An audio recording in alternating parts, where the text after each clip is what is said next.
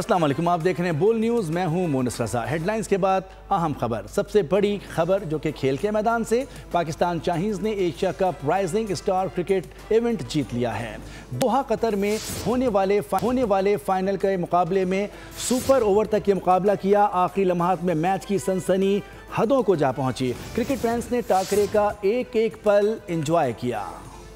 पूरी शिद्दत पर लड़ी गई एशिया कप राइजिंग स्टार्स के फाइनल ने क्रिकेट का हुस्न जोबन पर पहुंचा दिया। नौजवान पाकिस्तानी खिलाड़ियों ने सनसनीखेज कारकर्दगी से क्रिकेट लवर्स के दिलो दिमाग पर मैच नक्श कर दिया। फैसला सुपर ओवर में हुआ। 7 रन का हदफ पाकिस्तान ने हासिल करके एजाज अपने नाम कर लिया। इससे पहले पाकिस्तान टीम अपनी बारी पर 125 रन पर ढेर हो गई थी। जवाब में बांग्लादेश की टीम 9 विकेटों पर 125 रन बना सकी थी। आसाब शिकन मुकाबले के बाद फतह मिली। कप्तान इरफान खान ने एशिया कप राइजिंग स्टार फजा में बुलंद किया तो साथी खिलाड़ियों का जोश और जज्बा उरूज को जा पहुंचा। प्लेयर्स ने तिमतमाते चेहरों के साथ कप का इस्तकबाल किया।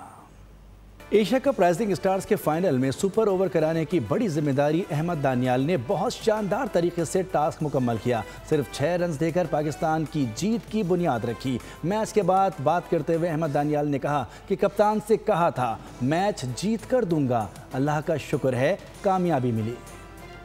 Rising star Asia cup final में कौमी टीम की शानदार फतह। वज़ीर-ए-आज़म शहबाज शरीफ की खिलाड़ियों समेत पूरी कौम को मुबारकबाद। पाकिस्तानी शाहीन्स की शानदार कारकर्दगी की तारीफ की। कहा कि खिलाड़ियों ने कमाल महारत से टूर्नामेंट में कामयाबी हासिल की।